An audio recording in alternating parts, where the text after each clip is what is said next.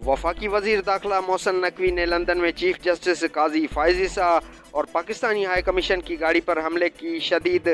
मजम्मत करते हुए ऐलान किया है कि हमलावरों की शहरियत मनसूख करने के लिए फौरी कार्रवाई की जाएगी। वजीर दाखिला मोहसिन नकवी ने एक्स नादरा को हमलावरों की शनाख्त के लिए फौरी इक़दाम का हुक्म देते हुए कहा कि फुटेज की मदद से लंदन में चीफ जस्टिस काजी फायज ईसा और पाकिस्तानी हाई कमीशन की